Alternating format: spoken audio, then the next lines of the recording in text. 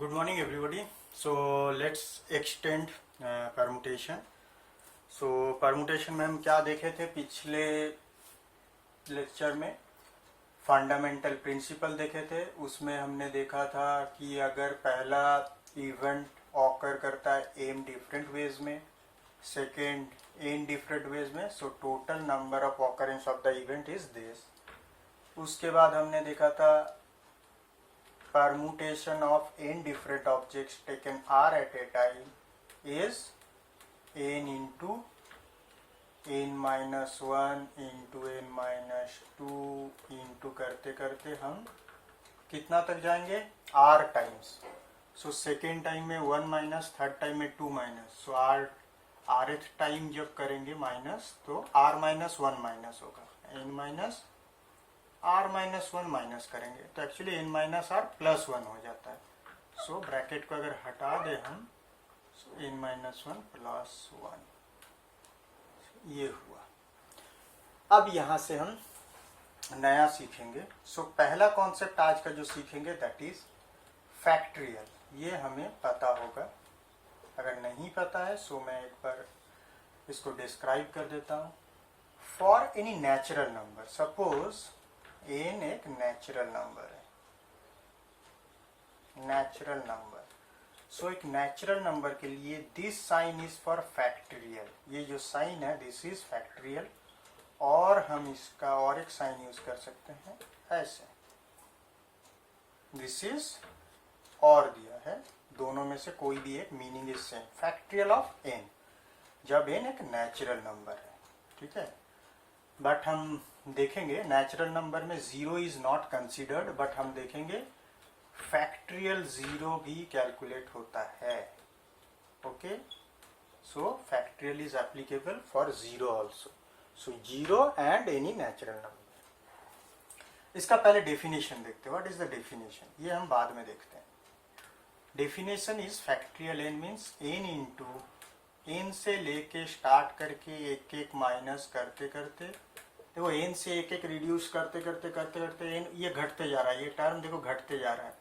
Last में देखो ये 1 में जाके जब खत्म होगा तब हम रुक जाएंगे और आगे नहीं बढ़ेंगे. सो ये है फैक्टोरियल n का मतलब. हम n से स्टार्ट करेंगे, करते करते करते करते जाके 1 तक जाके रुक जाएंगे. This is factorial n. अब इसको हम डिफरेंट वेज में हम लिखते हैं इसे. अब अगर n को हम बाहर रखें, सिर्फ इस पोर्शन को अगर कंसीडर करें, सिर्फ इस पोर्शन को, तो ये क्या हो गया, n माइनस 1 से स्टार्ट होके 1 तक मल्टीप्लीकेशन है. तो दिस इज फैक्टोरियल का डेफिनेशन के हिसाब से फैक्टोरियल ऑफ n माइनस 1 है वो, क्योंकि n माइनस 1 से स्टार्ट होके 1 तक है. वैसे ही अगर हम यहाँ पे इनको एक साथ लें, इन दोनों को अलग, तो क्या करेंगे n into n minus 1, n minus 2 से 1 तक अगर मल्टीप्लीकेशन है, 1 रिड्यूस करते करते, सो दिस इज दिस. सो देखो फैक्टोरियल n को हम इतने तरीके से लिख सकते हैं. सिमिलरली और भी and so on. n into n minus 1 into n minus 2 जब करेंगे तब n माइनस 3 से 1 तक मल्टीप्लीकेशन है, तो उस पोर्शन को फैक्टोरियल n माइनस 3 लिख सकते हैं. सो ये है बेसिकली फैक्टोरियल का कॉन्सेप्ट और कुछ नहीं है. तो यहाँ पे हम देखते हैं फैक्टोरियल 1 क्या है. 1 से स्टार्ट करके 1 तक ही खत्म, सो दिस इज 1. फैक्टोरियल 2 क्या है, 2 से स्टार्ट करके 1 तक खत्म, सो दिस इज 2. फैक्टोरियल 3 क्या है, 3 से स्टार्ट करके 1 रिड्यूस करते करते 1 तक, सो दिस इज 6. ऐसे करके हम फैक्टोरियल का वैल्यू कैलकुलेट करते हैं. ओके, सो फैक्टोरियल का कॉन्सेप्ट यही है और कुछ नहीं है. अब फैक्टोरियल जो जीरो होता है ना, हमने जो कहा था फैक्टोरियल जीरो, उसका वैल्यू होता है 1. बट अगर कॉन्सेप्चुअली हम अगर सोचे इस डेफिनेशन के हिसाब से, तो हमें लग सकता है फैक्टोरियल जीरो मतलब जीरो से स्टार्ट करके 1 तक जाना है इनटू करते करते. तो ये तो पॉसिबल नहीं है, क्योंकि ये रिड्यूस होते होते 1 तक आया है. तो जीरो से रिड्यूस करेंगे तो ये माइनस 1 हो जाएगा. सो रिड्यूस करके 1 तक जा नहीं सकते.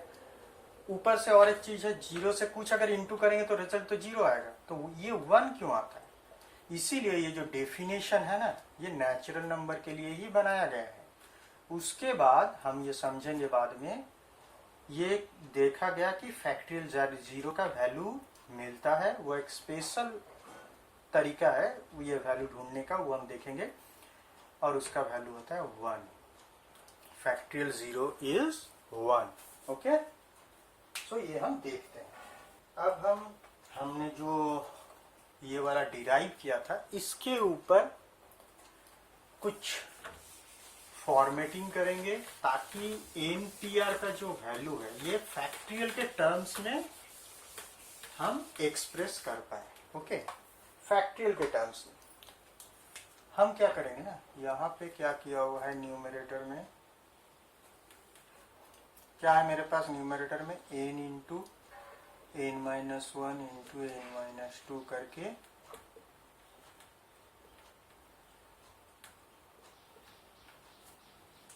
यहाँ पे n से कितना माइनस किया हमने, ब्रैकेट में अगर रखे, जो कि हमने ब्रैकेट हटा दिया था, r-1 माइनस किया था एक्चुअली। सो देखो हमने 1 माइनस किया, 2 माइनस किया, 3 माइनस किया, देखो इंक्रीज करते करते जा रहे हैं, ठीक है, इंक्रीज करते करते जा रहे हैं। सो क्या है, नंबर छोटा होता होता जा रहा है। तो अब सपोज इसके बाद वाले भी r-1 तक माइनस किया, चलो और भी आगे बढ़े सेम सीक्वेंस में, अब r माइनस कर दिया, उसके बाद n से r+1 हम माइनस कर देते हैं, करते करते आगे बढ़ते बढ़ते हम 3 इंटू 2 इंटू 1 तक आते हैं। सो देखो ये पोर्शन हमने एक्स्ट्रा मल्टीप्लाई किया है, ये पोर्शन। सो इक्वलिटी होल्ड करने के लिए हमें डिनोमिनेटर में भी वो मल्टीप्लाई करना पड़ेगा, ठीक है, बिकॉज अभी क्या था, दिस मतलब क्या होता है, दिस बाई 1, ये है मेरे पास, मतलब ये बाई 1 है, तो ये न्यूमरेटर के साथ तो इसको मल्टीप्लाई कर दिया, डिनोमिनेटर के साथ भी ये मल्टीप्लाई करना है। सो डिनोमिनेटर में क्या आ गया, n-r, अब इसको +1 इस फॉर्मेट में हमने समझने के लिए लिखा है, बट जरूरत नहीं है, n-r-1 लिख दिया। अब n-r-2 -3 करते करते 3 2 1। अब फैक्टरियल के फॉर्मेट में हमें क्या पता है, देखो n से स्टार्ट होके अब 1 में जाके खत्म हुआ है, फैक्टरियल फॉर्मेट में लाने के लिए हमने 1 में खत्म किया है। So this becomes factorial of n। अब यहाँ n-r से लेके 1 तक है, so this become n-r। So npr बन गया ये, सो दिस इज npr का सिंप्लीफाइड फॉर्मेट। सो अगर npr कैलकुलेट करना हो, जैसे 4p2 हमारा एक एग्जांपल लिए थे, उसमें 4p2 था, तो 4p2 को हम क्या लिख सकते हैं, factorial 4 by n-r। So n is 4, r is 2, मतलब फैक्टरियल 4 बाई फैक्टरियल 2। अब फैक्टरियल 4 क्या होता है, 4 3 2 1, 2 इज 2 इंटू 1, ये कैंसिल हो गया, द आंसर इज 12। सो ये कॉम्प्लिकेटेड जो एक्सप्रेशन है, इसको याद रखने से अच्छा ये है, इजी है, npr equal to factorial n by factorial n-r, ये बहुत इजी है याद रखने में, ठीक है। अब हम सोचते हैं, हम अगर सारे, अब इसका एक स्पेशल फॉर्मेट देखते हैं, npr equal to factorial n by factorial n-1, इसको यूज करके अब हम देखते हैं फैक्टरियल 0 का जो वैल्यू कैलकुलेट करने का बात था हम लोग का, हमने बस देख लिया था, दैट इज 1, बट 1 कैसे होता है वो अब हम यहाँ से देख सकते हैं। सी npr इक्वल टू हमें क्या पता है, दिस। अब r इक्वल टू अगर n हो गया, मतलब n ऑब्जेक्ट से n सारे एक साथ लेके हम कितने वेज में अरेंज कर सकते हैं या कितने सारे परमुटेशन बना सकते हैं। तो हमने क्या दिखा था, सिंबॉलिकली पहले लिख लेते हैं, दिस, हमें ये कैलकुलेट करना है। अब हमने जो फंडामेंटल थ्योरम के हिसाब से 4 लेटर के एग्जाम्पल से देखा था, पहला 4 वेज में, फिर 3 वेज में, फिर 2 वेज में, फिर 1 वेज में फिल करके ये जो DEAF इस वर्ड का पर नंबर ऑफ परमुटेशन कैलकुलेशन में, ये एग्जाम्पल हमने देखा था पहले लेक्चर में, आंसर आया था दिस। सो वैसे ही अगर n लेटर रहे, n ऑब्जेक्ट है, n में से n सारे ले लेते हैं तो n बॉक्सेस होंगे, पहला n वे में, फिर n-1 वे में, फिर n-2 वेज में, फिर n-3 वेज में, ऐसे फिर देखो पहला n वेज में होगा, फिर n-1 वे में, फिर n-2 वेज में फिल होगा, करते करते लास्ट में 2 वेज में, 1 वेज में। जैसे यहाँ 2 वेज 1 वेज हुआ तो वैसे भी लास्ट के 2 वेज या 1 वेज, क्योंकि 2 लेटर बचे हुए रहेंगे, बाकी तो यूज हो चुके हैं और रिपीटेशन अलाउड नहीं है। सो पहला n वेज में फिल करने के बाद n-1 लेटर बचेंगे मेरे पास, तो n-1 वे में फिल करेंगे। 2 लेटर यूज हो गए तो n-2 वे में फिल करेंगे। ऐसे करते करते लास्ट में 2 लेटर बचे हुए रहेंगे, तो यहाँ 2 वेज में फिल करेंगे। तो देखा गया कि इतने सारे लेटर, n-1 लेटर यूज हो गए हैं, सिर्फ 1 लेटर पड़ा है तो 1 वेज में। सो टोटल क्या हुआ, नंबर ऑफ परमुटेशन, इन सबको फंडामेंटल प्रिंसिपल के हिसाब से मल्टीप्लाई करके हमें क्या मिला, दिस इज फैक्ट्रियल के फॉर्म में factorial n। So NPN equal to factorial n होता है फंडामेंटल प्रिंसिपल के हिसाब से। और इस फॉर्मूला के हिसाब से क्या होता है, अगर इस फॉर्मूला से लाएं तो क्या होता है, r की जगह n है, देखो r की जगह n है तो यहाँ पुट करो n-n। सो ये क्या बन गया, factorial n by factorial 0। So factorial n equal to factorial n by factorial 0। So factorial n को कैंसिल करके हमको ये मिला। So that means factorial 0 equal to 1। ये है प्रूफ कि फैक्ट्रियल 0 इक्वल टू 1 कैसे होता है।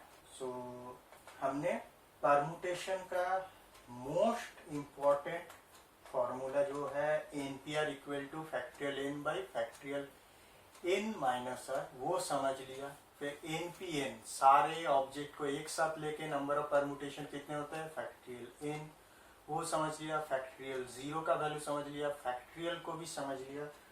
तो बेसिकली हमारे पास परमुटेशन का मैक्सिमम कॉन्सेप्ट कवर हो चुका है, जहां all objects were different and repetition was not allowed. अब हम रिपीटेशन अलाउ करने का वो ऑप्शन सोचते हैं, ठीक है, रिपीटेशन अलाउ करते हैं, ऑब्जेक्ट आर स्टिल डिफरेंट, ठीक है। हम एग्जांपल देते, objects are still different but repetition allowed. पहले वाला कोई देखते हैं ताकि हमें डिफरेंस पता चले।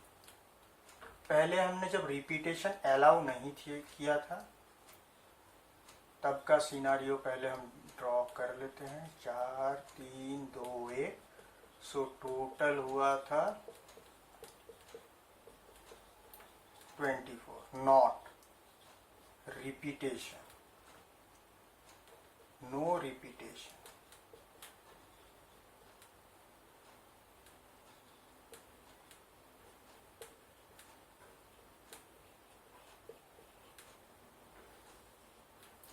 अब हम रिपीटेशन अलाउ करते हैं, तब क्या होता है, पहला प्लेस कितने वेज में फिल हो सकता है, 4 वेज में। अब देखो 4 वेज में यहाँ फिल होने के बाद मेरे पास 3 लेटर थे, पहला लेटर 1 लेटर 4 में से यूज कर लिया तो 3 लेटर बचे हुए थे। बट यहाँ पे जब रिपीटेशन अलाउड, यहाँ रिपीटेशन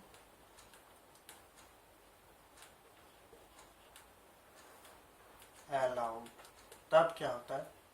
अब अगर हम सेकेंड प्लेस का देखें तो यहाँ कितने वेज में फिल कर सकते हैं, स्टिल हम चारों में से कोई भी एक ले सकते हैं, क्योंकि यहाँ अगर सपोज डी हम सिलेक्ट करते हैं, एक लेटर डी, 4 वेज में से सपोज कोई भी एक वेज लिया डी, तो सेकेंड प्लेस भी हम डी ले सकते हैं because repetition is allowed.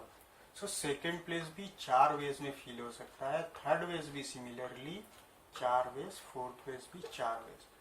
So fundamental theorem के हिसाब से इतने वेज में ऑकरेंस ऑफ इवेंट, सारे इवेंट एक साथ ऑकर करे तो इतने वेज में हम फील कर सकते हैं। सो 4 टू दी पावर 4 होता है, ठीक है, 4 टू दी पावर 4। वैसे ही अगर ऑब्जेक्ट मेरे पास 3 होते हैं, सपोज NOW नाउ, ये 3 लेटर है, सो ये 3 बॉक्स होते हैं। सो 3 2 1, 3 वेज, 2 वेज, 1 वेज। सो ये वाला पोर्शन होता कितना, आंसर 6। यहाँ पे 3 वेज 3 वेज 3 वेज, मतलब 3 टू दी पावर 3, ठीक है। सो रिपीटेशन अलाउड और रिपीटेशन नॉट अलाउड, ये दोनों को हमने कंपेयर कर लिया। अब हमने क्या किया था, 3 लेटर में 3 बॉक्स लिए, 4 लेटर में 4 बॉक्स।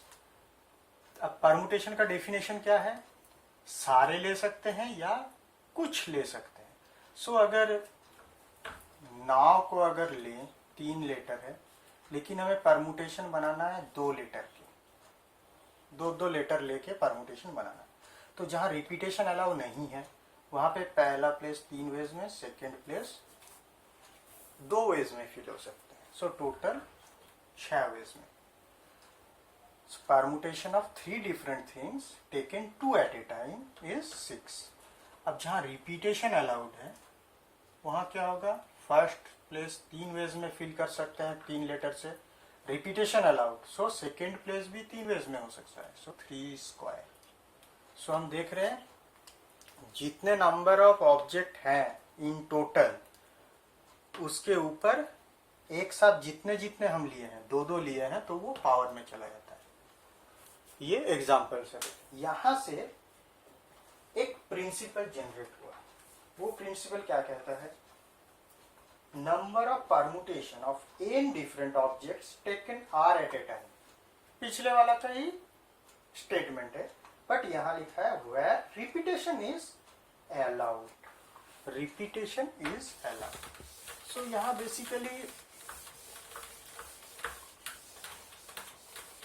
सेम चीज, n डिफरेंट थिंग्स या ऑब्जेक्ट्स, लेटर्स, कुछ भी बोल सकते हैं, टेकन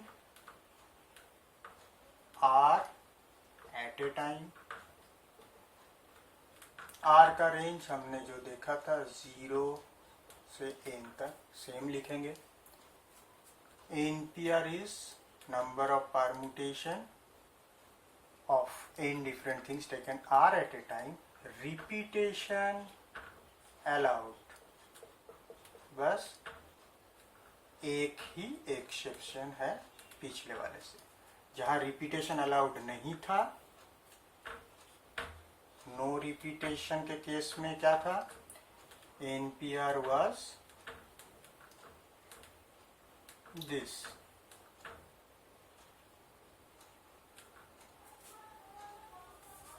ठीक है, NPR means n different things से r different r at a time लिया गया है, जहां रिपीटेशन इज नॉट अलाउड, ठीक है, बट यहाँ पे रिपीटेशन इज अलाउड। सो यहाँ पे हम NPR नहीं लिखेंगे, यहाँ पे हम लिखेंगे डायरेक्ट नंबर ऑफ परमुटेशन कितना होता है, n बॉक्स, r बॉक्सेस है मेरे पास, r लिए हैं, r object at a time, तो r बॉक्सेस में देखो हर एक को n वेज में फिल कर सकते हैं। जैसे पिछले एग्जांपल में देखें, NOW नाव में क्या 3 वेज में सारे बॉक्स फिल हो रहे थे, DAF में देखा था 4 वेज में सारे फिल हो रहे हैं, तो यहाँ पे n डिफरेंट थिंग्स है। सो हर एक बॉक्स को हम n वेज में फिल कर सकते हैं। सो n करके r तक हमारे पास r बॉक्सेस है। सो फंडामेंटल प्रिंसिपल के हिसाब के r टाइम्स हम मल्टीप्लाई करेंगे तो रिजल्ट क्या है, n को r टाइम्स मल्टीप्लाई करने से n to the power r। So total number of objects to the power जितने हमने एक साथ लिए हैं एट ए टाइम वो हो जाता है, ठीक है। सो अब रिपीटेशन अलाउड वाला रेस्ट्रिक्शन हमने हटा के देख लिया है क्या होता है। ओके, सो आज बस हम इतना ही देखेंगे। अब नेक्स्ट वाले लेक्चर में अब हम और भी रेस्ट्रिक्शन हटाएंगे, जैसे कि हमने एन डिफरेंट थिंग्स लिया था ऑलवेज, जैसे DEAF चारों लेटर अलग थे, NOW तीनों लेटर अलग थे। अब हम देखेंगे वो सब वर्ड्स जिसमें लेटर कुछ कुछ रिपीट किए हुए हैं, लेटर सारे डिफरेंट नहीं है, जैसे NOON नून, उसके बाद GOOD गुड, यहाँ पे लेटर सारे डिफरेंट नहीं है। वो सब केसेस हम देखेंगे बट वो नेक्स्ट लेक्चर में। सो आज के लिए बस इतना ही। Thank you.